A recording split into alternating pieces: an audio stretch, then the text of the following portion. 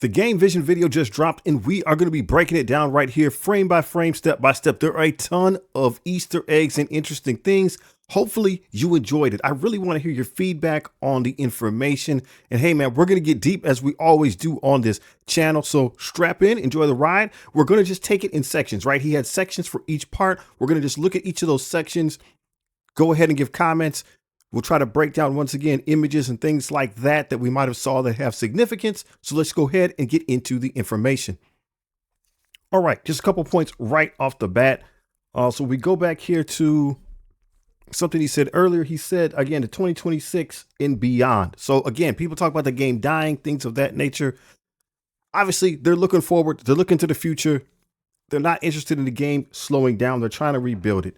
So that was the introduction. Then he said state of the game. So we're just talking about what's happening in the game right now. The age structure. He mentioned that maybe things could be improved. Not maybe, but he said, hey, some of it's hit and miss. There's been a couple different ages now.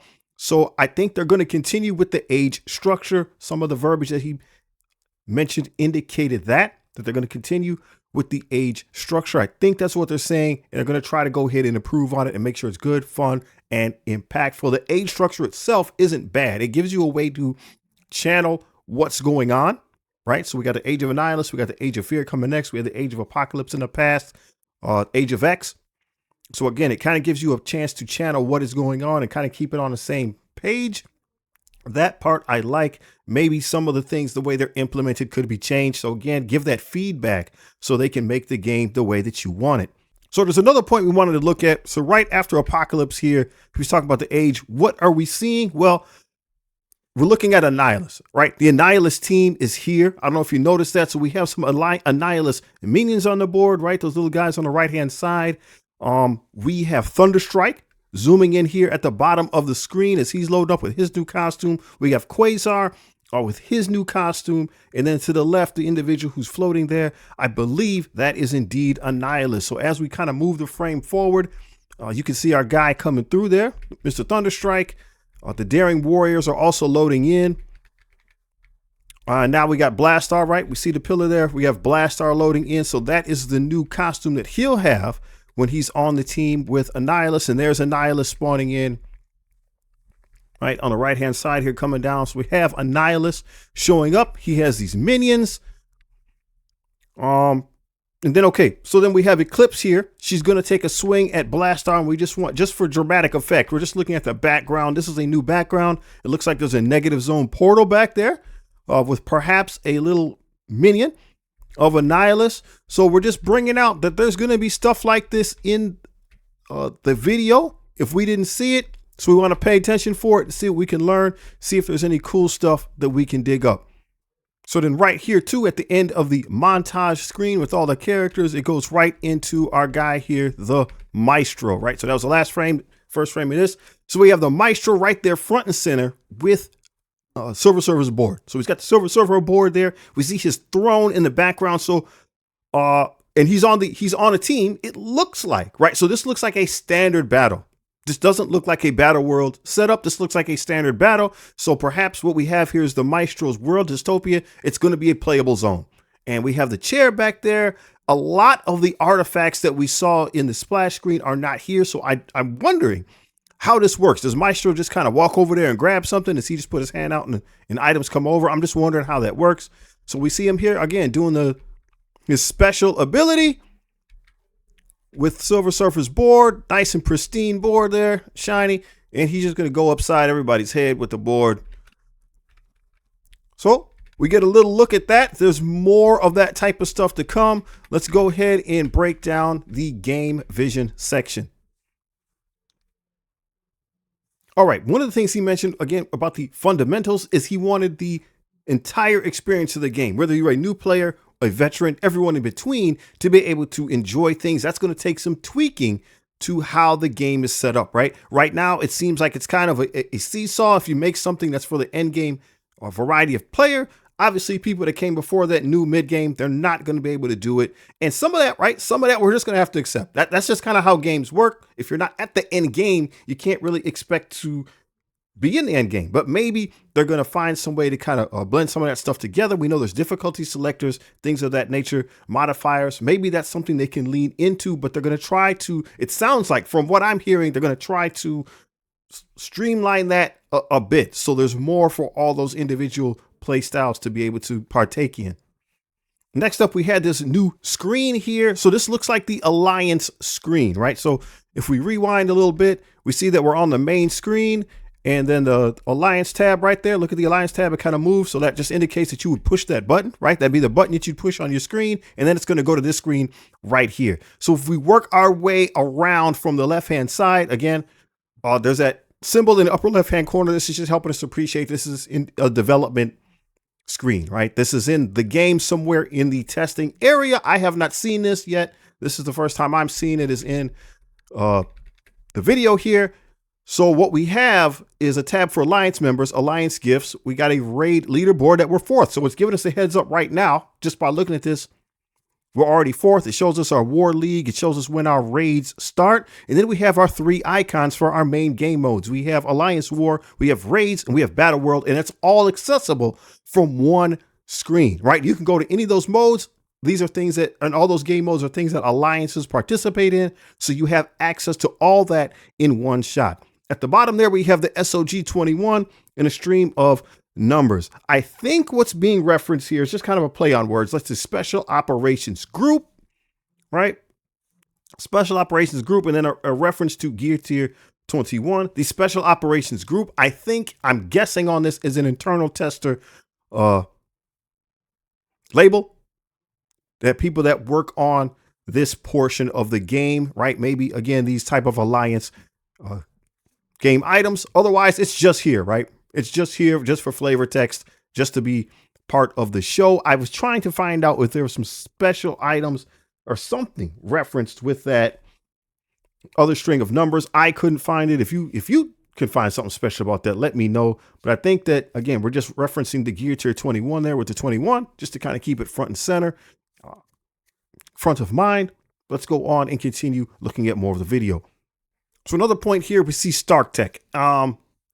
So again, this is probably referring to some changes that will be made with the Stark Tech system. I don't see anything here that's automatically out of the ordinary. It says levels 20 and above, max level 25. And I believe right now that's what it is in game. I believe this is what it is in game. So somehow this is going to change. Maybe they'll remove it completely. I'm not sure, but they are indicating here that there'll be some changes to the Stark Tech system. Reminding us about our Discord connection. That's already a thing that's in the game right now. So if you haven't done that, you might want to take advantage of it. It looks like they're trying to lean more into individuals being able to communicate with each other via Discord. So you mentioned Marvel moments, and then we have this montage right here of an ability going off. And I don't know if you noticed, just right there in the front, right? So there's a Devil Dinosaur, and immediately to his right, we do indeed see the Maestro. So right, just a little call out. They're just trying to keep things front and center for us, keep things top of mind. I don't think anything interesting happens. It's just the fact that he was standing there and he got punched in the face, which is okay to see. Then we get just Quasar, just different renditions of Quasar as he was talking about drawing on the comics, drawing on the movies, things like that, and putting their own Marvel Strike Force spin on things. And that's what we have again here is variations of the Quasar character. He also said this is not a month-by-month roadmap. We're just messing around with the cinematic here. And I think that's important to say, right? We can go on a tangent on it a little bit later, but in fact, they can't do that. They can't do that. There are people in the community that we talked about before that all they want to do, right? They're just drama queens. It's just the Real Housewives of Marvel Strike Force. They're just drama queens, and all they do is create controversy. So in the past, they would put forth an outline, and what would happen is individuals would just, right, if they didn't get everything done, if it was like a 20-step outline, a 10-step outline, the things that they want to do over the course of the year, obviously you're going to lean into the stuff that's more important. They get that stuff done. And then these individuals, these drama queens, would just keep bringing up the old stuff years later. You didn't do item number 47. You didn't do item number 36 from 2020, right? They would just keep bringing that stuff up, hitting people over the head with it. And again, So now they're just kind of changing things to just say, hey, we're going to go with a general outline, a general vision, work with it there. The good part about that is we can still give that feedback. So please do give the feedback, help them build the game that you would like to see when it comes to Marvel Strike Force. So let the cinematics go here a little bit. So as far as the cinematics, I didn't see anything that stood out, but one of the things that stood out is what he said, right? He said that some of the things in the game need to change, the fundamentals. So load screens, right? Load screens, things like that. So you're powering up your character. We've all experienced it. You're powering up your character. The screen freezes or just takes a long time to load, loading in and out of raids, loading in and out of arena, loading in and out of Alliance War is very time consuming. It seems like you're just waiting. Time is being wasted. A lot of us want efficiency. We don't want time to just be wasted. So that's something that they want to address. And so on this screen, they're showing us that right here. So we have the Alliance War. So notice the Alliance War tab there, and we go forward to see, it looks like it's been pushed, right? So then we go to the War screen, and it looks like the War screen has changed. So now these logos pop in, and you're in there. It's not a big giant render of the helicarriers. There's no 3D helicarrier that you can spin around and stuff like that, which is fine. And that seems like it's making it easier on the system, faster for it to load in. That sounds like a good thing to me. Yeah, I like efficiency. Let's go ahead and see what the phases are that he's talking about. So like they showed right there, gear tier 21. And then of course they show us Blastar. He's going to gear tier 20, right? They're not showing us what 21 is going to look like just yet, but they're just reminding us once again, they're just trying to keep us in the loop, top of mind. This is something that's coming. We should be seeing it relatively quickly. So on the subject of rewards, I didn't see anything in the cinematics here to really look at, but they're helping us to understand they want it to make more sense, right? They want it to make more sense. Sometimes we don't know where things are or why we're doing certain things, and they're going to try to make that more clear. If there's a person you're supposed to be going after, a big dog that you're supposed to be unlocking, they want to make that clear. It looks like there was definitely some confusion when it came to the legendary characters like Blastar, Quasar, Thunderstrike. People unlocked them, but they didn't get the red stars. Then they would unlock the next one, wouldn't get the red stars. Kind of weird, kind of peculiar. So maybe people didn't understand what they're supposed to be doing. At the same time, especially on the newer to mid-game player side, when you're trying to catch up, there's a lot of other things that are popping up. The things that are trying to take you in different directions. And a lot of that stuff is old. So maybe they're trying to get that away, right? So people won't be directing their resources to older things that aren't helping right now. Also, it looks like we have another environment here. If we look at it, there's a Nova Corps symbol, right? This does not look like a game mode that I have played or an environment that we've played in. So this looks like another environment as we see the Nova Corps symbol on the ground there. So as we go through, continue to look, it looks like there's a lot of environments that they're bringing to the game, meaning that there's a lot of improvements because this is a difficult thing.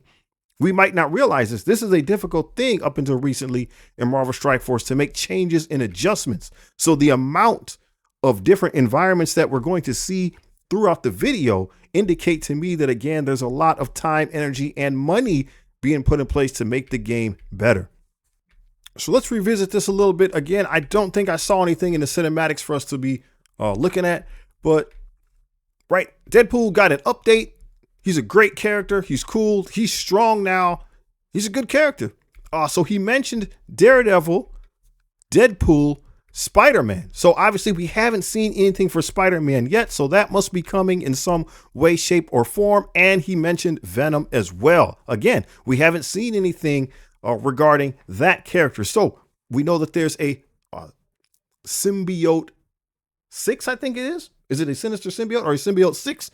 Team that's coming? Maybe Venom will get updated there. We don't know. I wouldn't build anything yet. I wouldn't build anything. We're going to wait to see how it all shakes out.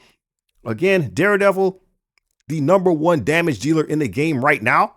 So maybe there's more to come. I don't think so, but they definitely are bringing, when they bring a character back, it looks like they're intent on really bringing that character back. So we've seen Deadpool, we've seen Daredevil. We're going to wait and see what happens with Spider-Man, Venom, and see what else might be coming in the future. So at Battle World, he talked about accessibility for more players. So they're probably revamping the system in some way so that everybody can get after it the best they can.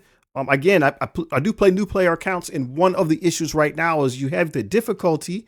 It's probably easy. So let's say I'm playing on difficulty 2. It's probably easy. You can auto all the way through it. You get to the boss, and the boss is still fairly difficult, right? We were able to get a knockout or two, fortunately, right? Because we had a couple big dogs with us in our alliance. But again, we were only playing on difficulty 2.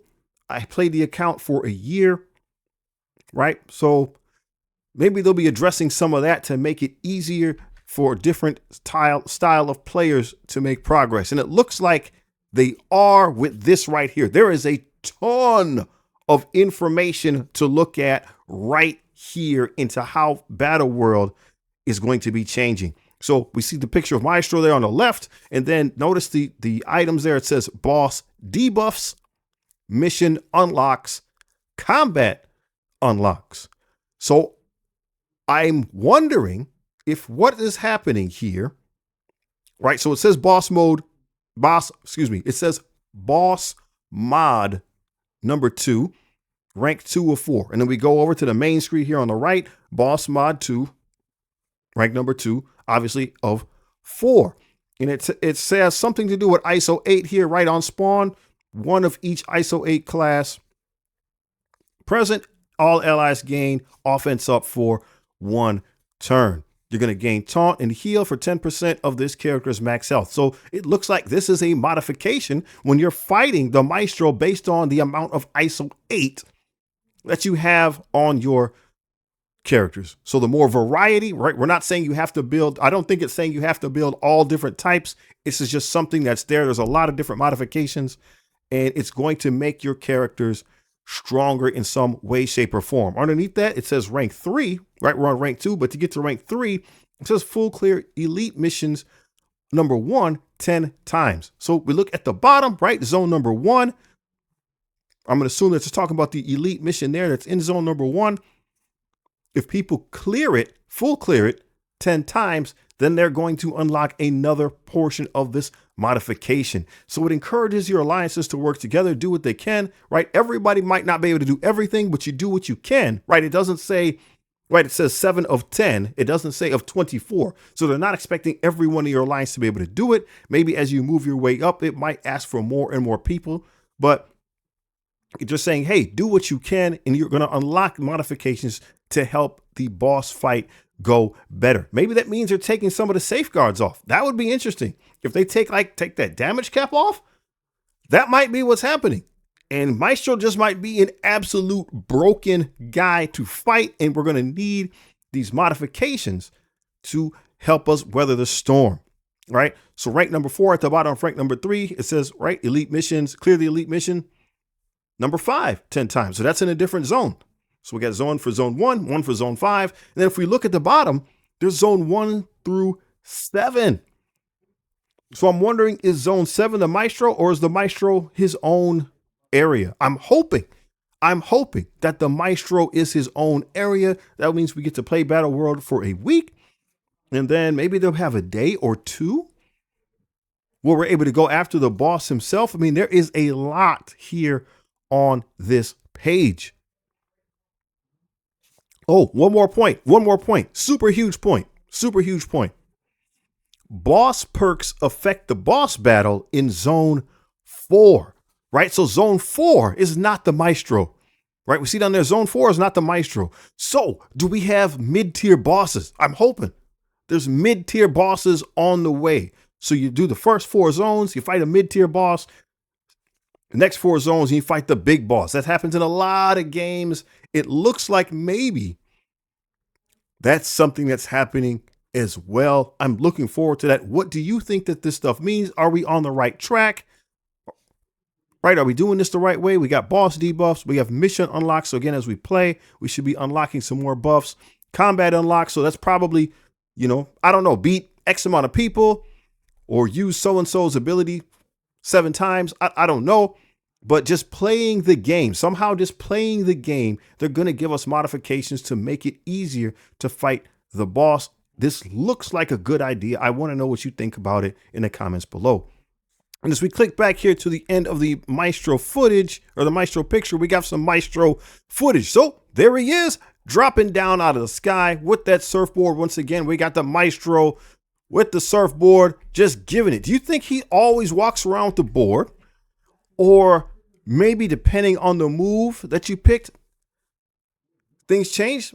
So we have the Juggernaut helmet. I don't know if that was there last time.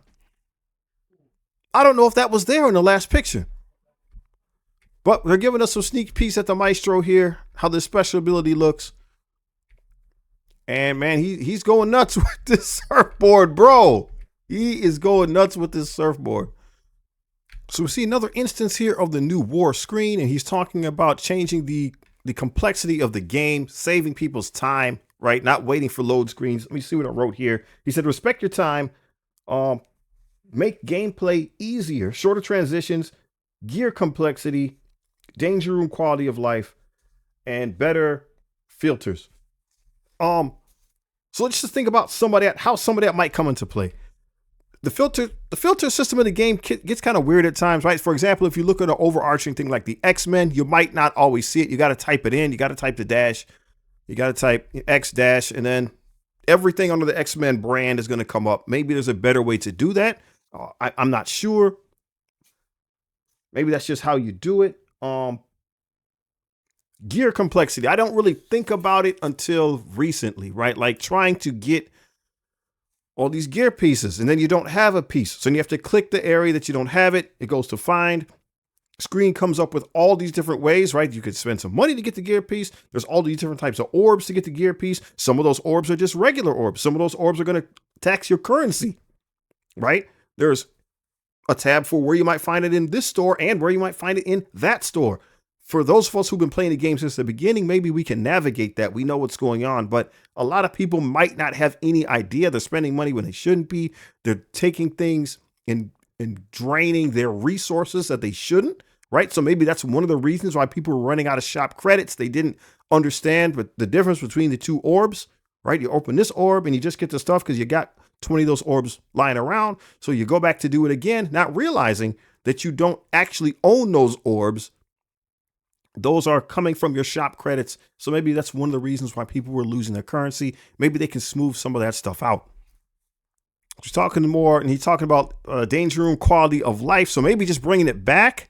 And there's actually a very interesting point here as he clicks on the care package screen, right? So he clicks on that button, the care package comes up, and you have all your selected mods, it says there on the left-hand side, so you can see them, which is good. That's an improvement. You can see if you're building towards something like, oh, I'm building towards a bleed meta, right? I got all these modifications that are going to enhance my bleeds, or I don't have, right? Sometimes you had to think, did I select immunity?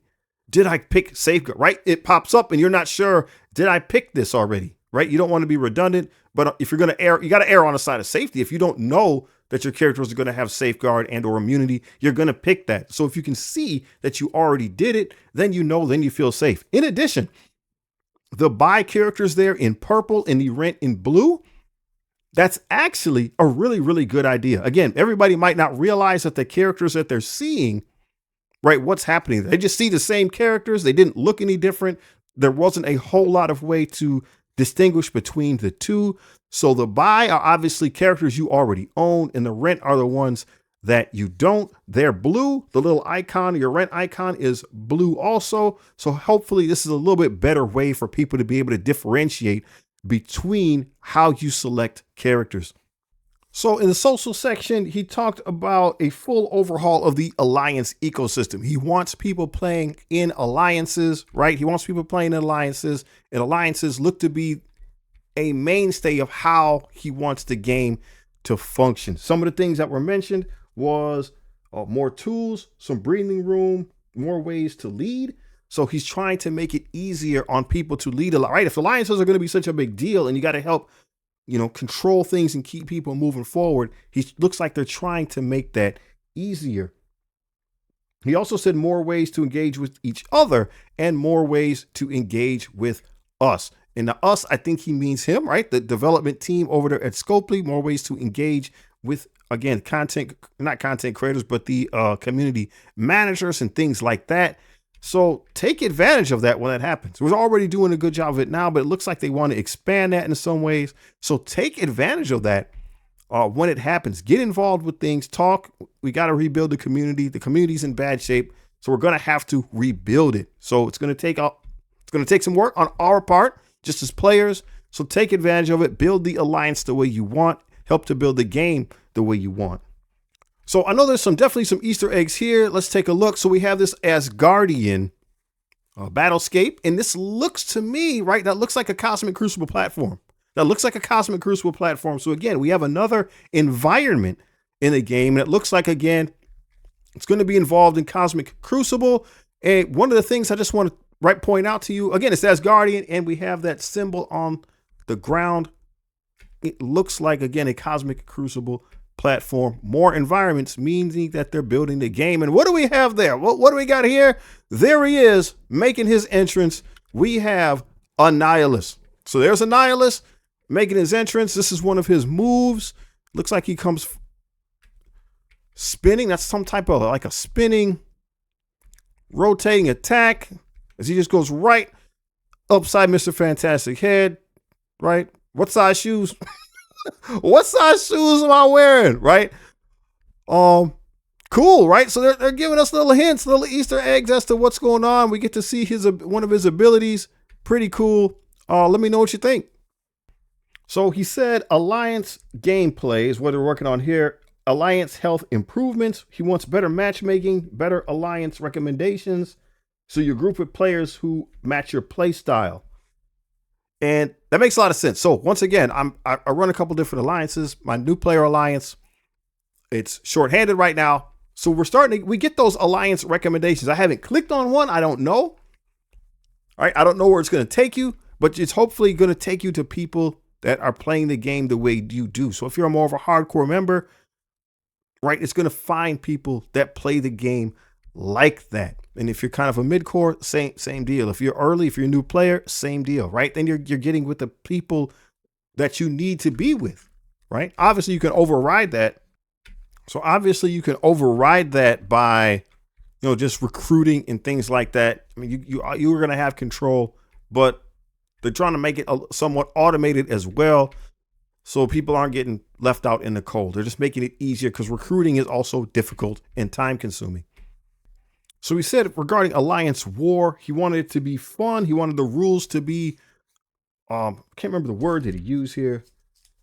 New rules that make war interesting, varied, and fun. So again, maybe rules that are going to not just feature the main team, whatever the newest team that came out, maybe it just doesn't feature them. It features other characters as well. Let us mix and match, play with things. There's a lot of rumors out there. There's some pictures or some data mines as to what the new war situation might look like. I haven't seen some of that stuff. I definitely have not seen. So if you have the ability to do a lot of the things that people are speculating, that might really increase the enjoyment of the game. So we'll have to see. This is a new Alliance donation screen. It looks different, slightly, just aesthetically, right? Just visually, it looks a little bit different. I don't see anything here that's really different than what we already have, but they're just saying they want this to be better. So let's start here with the Alliance quests. This is something that people do in other games, right? There's a lot of games that do this. I didn't see anything interesting in the cinematics here. No Easter eggs, at least. But when it comes to Alliance quests, in my mind, when he talks about the captains will set missions, again, a lot of games do this. There's usually some type of easy, medium, and hard thing that you do. Like you're just starting to make your own milestones to get things. Okay, you're just making your own milestones. So, for example, you might select do 2 raids or use Captain America or something like that. Right? They're going to allow you as the Alliance to make and build your own milestones. Again, these are usually grouped into easy, medium, and hard. Sometimes there is a competitive aspect, like the alliances that get the most points get something, right? There's usually some type of a season in games that use that method. That can be easily done on Marvel Strike Force. Obviously, the bigger alliances have the advantages because it's probably easier for them to do the harder things, but it's not impossible. That doesn't mean, right, that if you have, it's definitely possible. This is one of the few areas when you play games like that, it's definitely possible for a well-oiled alliance that isn't necessarily the biggest of the big can still do very well in those type of events. And if Marvel Strike Force leans into that, right, that really that helps kind of that competitive aspect that gets people going, if that makes sense. Right? It's a player versus player, but it's in a way that's controllable, not necessarily dependent on your pocketbook or your roster. It's just looking to see how can we get the most points. And that's usually most games that do it well. It usually works very, very well. So regarding that alliance-based play impact, again, they're stressing alliances. So this is going to become more important. We're rebuilding one now, a new player one. As time goes on, we're going to have to look at it. It's going to be more important to be in a participating alliance. So just something to keep in mind. If you're a hardcore player, you're going to want to be with those type of people. If you're a casual player, you're going to want to be with those type of people. And so, again, as we look at it, we might need to adjust our placement. I need to look at, again, a new player alliance and see maybe we should try to find more people like us. That might mean a merger or something like that.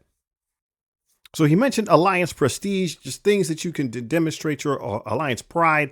I'm wondering what some of that badging might be. Could there be perhaps a war season champion? And you get that, right? You are the season 14 Alliance War champion, right? Your alliance or the raid champion for that season, right? That's something you can maybe display. That would be cool. Maybe there's other things that they can have.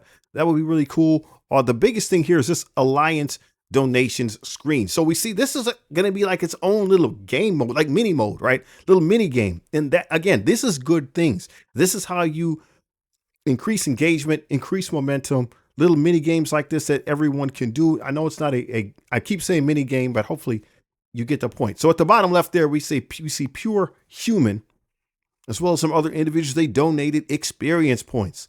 So I wonder, is that a thing, or is that just a placeholder number? And then you have people that they haven't donated yet. We have a daily and a weekly. They kind of redacted what's here. And we have these keys that somehow have something to do with this universal box that we have here.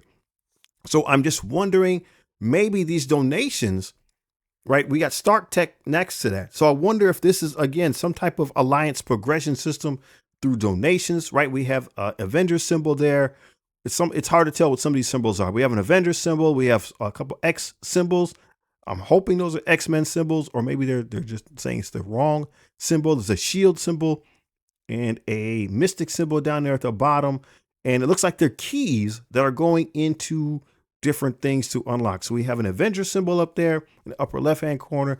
So maybe this is just going to, I don't know, buff certain styles of characters, maybe buff X-Men, maybe buff Avengers, just in general across the board, like buff Mystics, Shield, something like that. I don't know. I'd like to hear what you have to say in the comments, but it looks like as we donate in some way, at the top, there's some type of milestones, right? There's a primary and secondary milestone of some sort.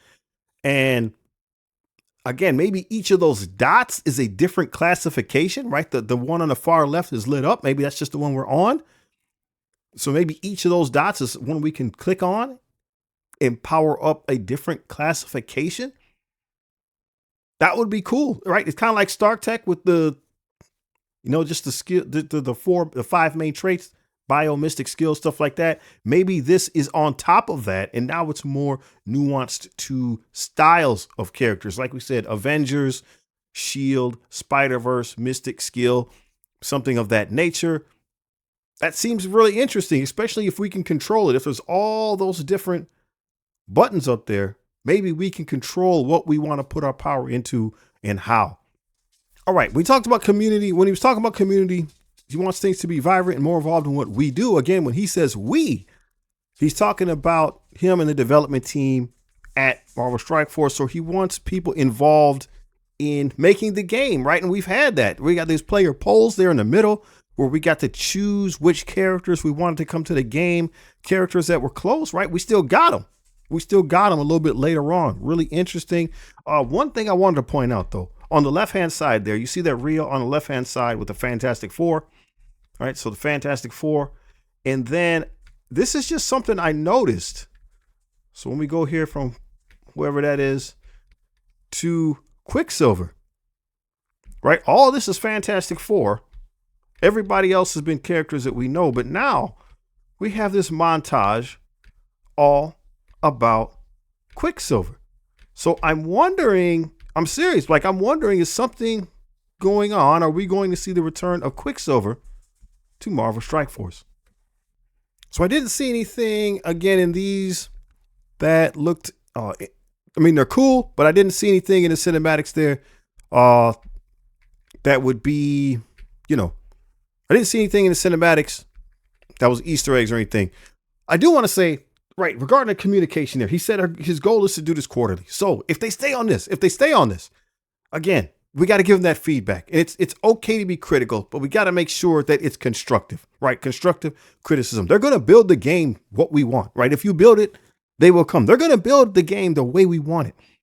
So we need to make sure we say we liked this, why we liked it, we didn't like this, and why we didn't. Make sure that, the feedback is good so they can use it to make the game better. All right. I just want to talk about that. That's huge. That is insane.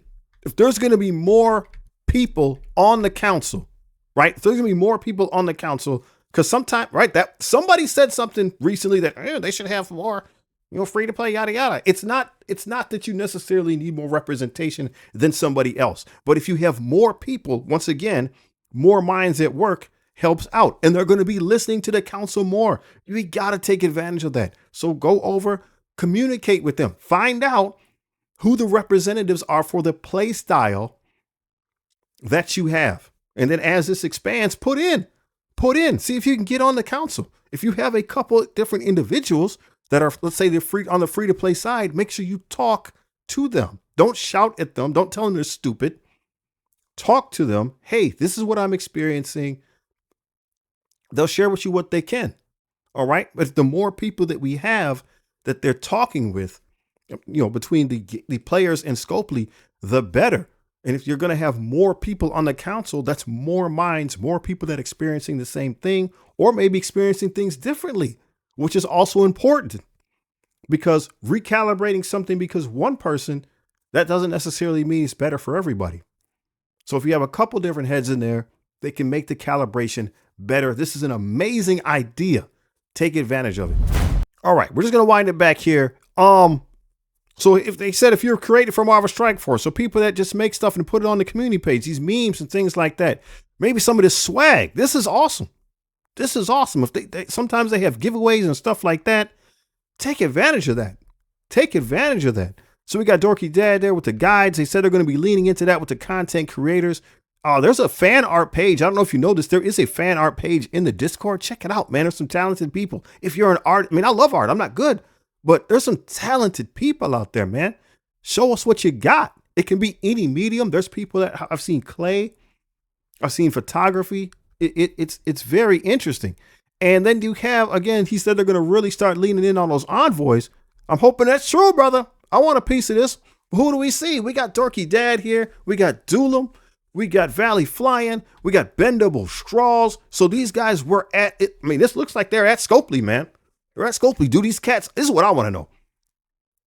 Do they have some juicy videos that they're going to be coming out with? Some exclusives? I'm hoping so. I'm hoping they got some exclusives, right? Lean into that. Lean into these guys as well. Tell them what's going on. Tell them what you're feeling. Keep putting the comments in the videos. Keep putting them on my videos. Like, again, the getting the information and then getting it to Scopely that's constructive. That's what you want. That's what you want. So everybody take part in what you got. If you're a creator of some sort, create, man. Let the world see. Even if it ain't got, this is just something I'm a proponent of. Even if we're not talking about Marvel Strike Force. If you are a creator, you like woodworking, metalworking, you're an artist, right? Do it, man. Lean into that stuff. We have to activate that creative side of our brains. We can't just be, I like video games, but we can't be doing that all day long. So we talk about Marvel moments. So just things that happened that, are iconic things in the game. The Fantastic Four. He talked about Tony Stark becoming Iron Man. Leaning into the story part of that, is great. Do you want more of it? I want more of it. Storytelling is great. Now, right here, I got to admit, I don't know who this cat is. I'm angry. So we got Blastar, right? We got Blastar. And I think that they fell short when it came to this negative zone. Not the Age of Annihilus overall. Okay. there's a lot of other characters and things they could bring into the story. And I think they want to do more of that to really show the iconic moments of those stories, even if they have to adjust it through the lens of Marvel Strike Force. It is its own universe. It is its own universe. So even if they have to adjust, I mean, it'd still be cool. Now, this guy right here, I know that's Blast Star on the left, and I don't know who this dude is on the right, man. I don't recognize him. I couldn't figure it out. I had a couple guesses, but they just don't match like the character the way I know it. I asked AI, it gave me like 15. I kept saying, no, it ain't him, no, it ain't him, no, it ain't him. It gave me like 15 different guys. So if you know who it is, please put it in the comments below. Phase 1, 8th anniversary. All right, we're going to have to go back a minute because this is dope. This is dope. So we'll just run it back from where we are. We're looking at the Age of Fear, and they're confirming here something amazing, right? I won't go into super huge detail. I'm going to make a separate video on it. We won't get into too many spoilers. The Age of Fear, so we have the Asgardian symbol there with that serpent in the middle. The boss, you can fast forward if you want. The boss of the Age of Fear is Kulborson the Serpent. He is the brother of Odin. It is a ridiculous story. He's the older brother of Odin. He's like, hey, you locked me away kind of thing. I'm supposed to be the ruler of Asgard. He's the god of fear. And one of the things he does, he's like, my little brother is copying my style. You gave your son his hammer. Whoever has the hammer, the power of Thor, he's like, man, please, let me show you how it's done. You're biting my style. I showed you how to do that. And so he drops all these hammers on the earth. So there's a bunch of different dudes running around with these hammers. So this is actually the Thing. This is Ben Grimm, the Thing, with a hammer, and he becomes, I can't remember the name of the character, but there's a bunch of different avatars. Whoever wields his hammer gets the power of so-and-so, so-and-so, so-and-so, so-and-so, right? He's got a bunch of dudes, and this is, right, if you grab the hammer, though, you kind of become a bad guy because you're on his side. You kind of become a bad guy because you're on his side. So you have all these Asgardian dudes, or guys walking around with these Asgardian hammers. It's like fighting a bunch of Thors. It's tough. So on the other side, what happens is Tony Stark makes Asgardian weapons, gives them to people. So the guys with the hammers are called the worthy. The guys with the weapons are called the mighty. So Marvel Strike Force could do crazy things with this. Crazy. Because there's tons of characters. Nobody's off limits. Every villain, every hero, everybody's on the table. It was one of those overarching things like the Infinity Gauntlet. It was one of those overarching storylines. So everybody's on the table. All types of people could be involved. All types of people could get hammers. All types of people could get be made the mighty. We'll just have to see how they do it. I'm looking forward to it. I'm going to do a deeper dive on another video. So we're going reverse here. They're talking about the anniversary. So we got Gwenpool here, and they have a theme that they were going after. So there's Jeff the Landshark with a Gwenpool costume. This looks like a little card. Is this like a collectible chip? Is this something we can get a hold of, Scopely? Can I get a hold of one of those? Can I get that? And then we got a comic book, again, with the Gwenpool theme, highlighting the retcon team. 8 years. Is this a real comic book? Or is this just a digital comic book cover? Is this a book that you guys got? Right? I just noticed the text at the bottom. Let me look at this. I don't think there's anything there. I didn't see that text earlier, man. Come looking at it now. I don't think there's anything special. I'm looking at it, but cool. 8th anniversary. So hopefully this is where things kick off. This is where hopefully we start seeing the swing, the change to the game. Same deal. We're going to go in reverse here. It's important for storytelling. That's that cinematic storytelling they were talking about, that cinematic toolkit. Well, people might say, well, we don't need that. You do need that. That video narrative, we do need that. Role-playing games have that, just standard now. And they had that stuff back in the day on the Super Nintendo. So the device, right? This device right here that I have is stronger than that old school system. So why shouldn't we have it? It enhances the storytelling. It gets you more involved. They can show us what's going on. It helps you to be more invested in what's happening. And what do you say before that? Themed events. So limited time events with combat effects. So again, they're showing the Fantastic Four here. So what if during the Fantastic Four's release that they got buffed kind of all over the board, right? That you had Fantastic Four buffs everywhere in every game mode, and maybe again leaning into the lore of Marvel, as some of you all have alluded to. There's been other people who have been on the Fantastic Four team that aren't the standard members. There's a new Fantastic Four. There's a Fantastic Five. There's a Future Foundation. What if those type of characters also came to the game in some way, shape, or form? What if those individuals also got a buff during that season? Right? Maybe it's for 2 or 3 months, however long a chapter is. Might be cool. Might be cool. So here he said that phase 2 of what they're doing with that storytelling is Spider-Man. And one of the interesting things is, again, I'm playing the new player account. There's always changes. There's been a lot of changes to the type of characters that they give you in the beginning, but the Spider Society is still a character or a team that they're giving you. So I wonder if they're going to be leaning into this relatively quickly. They want people to have these Spider characters. I'm curious. I'm really curious, right? Because all the other things have gotten traded out, right? So we're getting the Vigilantes now. We're getting the Thunderbolts on the new player side, just like for free. They're just like giving them to you in calendars and stuff. They've retooled how the characters are presented to you in the tutorial. But again, they didn't take this part out. This part is still here, and it doesn't serve any purpose in the new player side of things. So I wonder if this is something that's coming relatively quickly to the game. So we take a look at the new home screen. Like, this is legit. This would actually make things a lot better, a lot cleaner. You don't have to, slide from side to side of the screen. Everything is right here, ready for you to have. On the right side, you have your current missions. There's your daily milestones, whatever the special event is. In this case, Escape from Kiln. Your character showcase, and there's more, right? It lets you know there's 2 more events. You don't have to keep sliding around the screen to find it.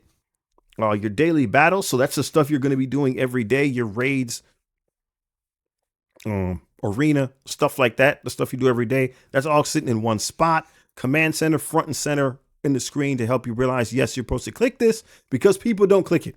There's people that haven't looked at the command center. They don't know that there are things there. And then everything else is just sitting nice and neat at the bottom. So again, if this is the main screen and there's no sliding around, right? There's no pages that you have to go through. That is a huge, huge upgrade. Looking forward to it. So if we were to click that button, the daily battles view, it takes us to something like this. This looks like it's still concept art, right? It's definitely not the final pass. But it puts, again, everything in one spot. There's your campaigns, arena, Cosmic Cruise, right? It's all right here, one screen. You don't have to move around. Everything that you would need to do for the day, is going to be on that screen. And again, this is concept art. It's not as polished and refined, obviously, as the last one that we saw. But the point is, hey, I can just click that button. The only place it's going to take me is to an area where everything here is something that I have to do for the day. I think Marvel Future Fight right now has something that looks a lot like this. So for Doomsday, this is going to be interesting. It's slated to come out at the end of the year, and Marvel's keeping a lot of stuff hush hush. So I'm not sure what Marvel Strike Force is going to do, right? They probably don't 100% know. They got an idea. They probably got to get stuff okayed by Marvel.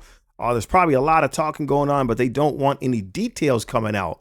So we're just going to have to see. I'm curious because it would overlap the Age of Fear, right? If the Age of Fear starts, I mean, we got to get after Annihilus here. I don't know, May, June, July, somewhere this summer, the next age should start. And then before we end the year, Doomsday is going to hit, right? Unless that's the next age after that. I would assume, though, that you want it some way tied in with the movie. So I'm curious to see. I think they're going to overlap. That's what I think. I want to know what you think. So I'm curious to see how this is going to happen. Would one detract from the other, or does it just ramp up some other big super event while we're doing the big event? So 2027 and beyond, he said they're thinking about right next year and years to come. So again, the game's not dying. They have a plan. They have a system. They're going to be a little more abstract at this point because you're talking about years away, but it sounds like they're committing to keeping the game going. So he mentioned boss fights. I think that'd be cool. I think like if there's some type of a world boss So if Battle World is like an alliance boss, then there's some type of a world boss that's always happening, and the entirety of the player base is working on it. I'm hoping that's what we mean by bigger. Like the idea about Galactus is cool, but building it all around, I don't know if I'm making sense. Building the whole thing around a big dude, just because it's a big dude, we're going to run out of big dudes very, very fast inside of Marvel. Like I get it. Galactus is iconic. He's cool, but there's not a whole lot of iconic big dudes. You're going to run out of those really fast, right? You could say the Pym people, right? Giant Man, his family. You could say Celestials. I mean, we could mention people, but like, are they iconic? Do you care about fighting him? I get you care about fighting Galactus, but some of these other items that are out there, do you care? Some other games have done this. So we got like Fing Fang Foom, for example. But that's one of the downfalls, is you kind of start running out of colossal dudes. So if it's something that they can kind of weave in and out of, it doesn't always have to be a super colossal dude, or we just kind of break the immersion slightly and just whoever it is just a big dude. Maybe that's cool. So the secret base, I'm interested in that. I'm interested. I'm one, if it's PvP and it's alliance level, like we don't have a conquest mode, right? We don't have a conquest mode. That might be something like that.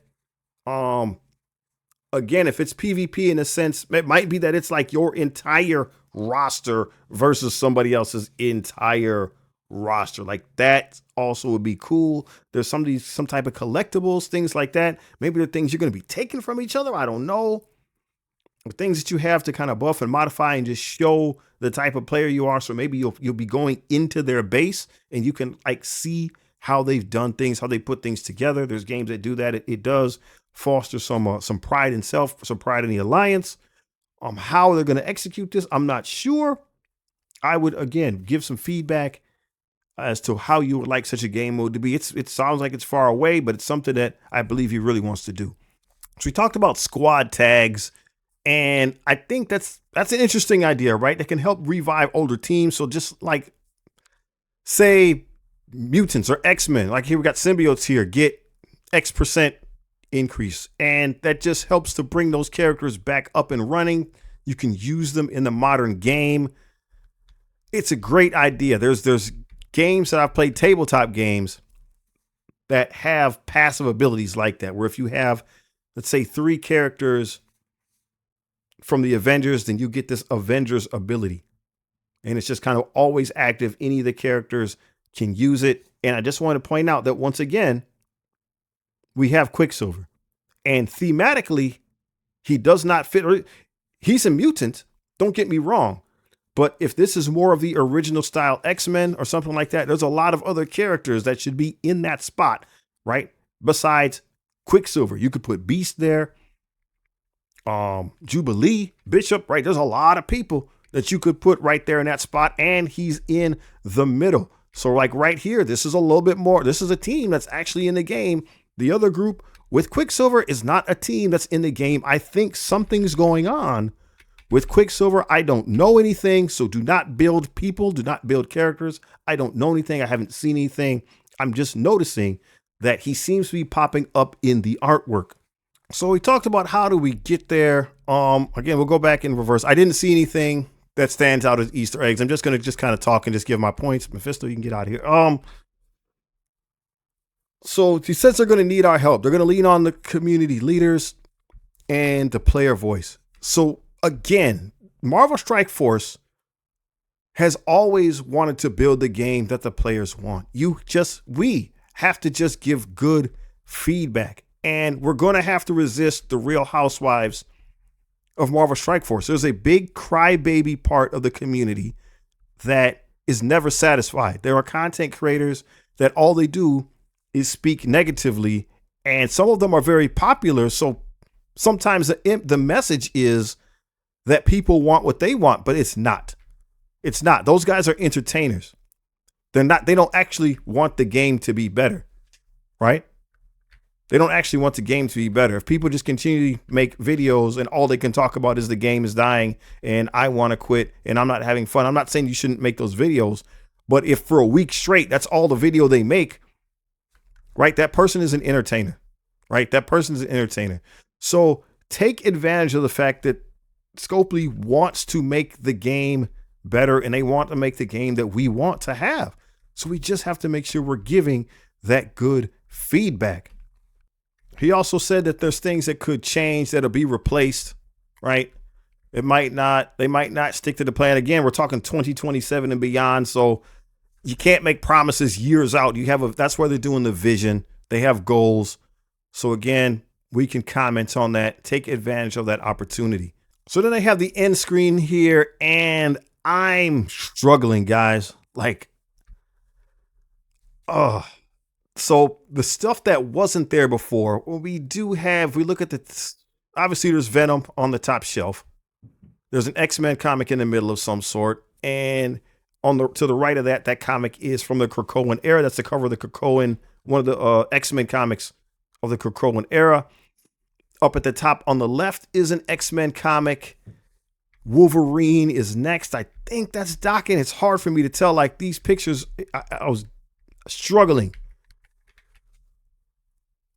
to read and see details. I believe we have a Spider-Man comic book next. Doctor Strange, Incredible Hulk. Above that, I think that's the Black Panther. I think there's Storm. Black Panther. To the right, I don't know what that is. I don't know if that's a Nihilus. I don't think it's a Nova. I'm not sure what that one is. I should know, but I'm not sure. And then to the right of that, even there's that box on the wall up there. That wasn't there. I don't think that was there the whole time when Mr. Ryan Jacobson was talking. So there's some significance to that as well. And I can't tell what's in the box. Maybe that's implied. Maybe somehow that'll get revealed as we go. But yeah, man, I got to swallow the pride here, man. I'm a nerd and I'm struggling with some of this stuff. So let me know what you think it is. Let me know what you think the significance is. What do you think about the video? Is Marvel Strike Force going somewhere? Is it something you're still going to engage in? Are you excited? I'm excited for the Age of Fear. I really want to see how this is going to play out. It's a great storyline, and a wonderful, wonderful way it could be adapted to Marvel Strike Force. But I'm curious to hear what you have to say. Let me know in the comments below. Make sure you please check this video out right here.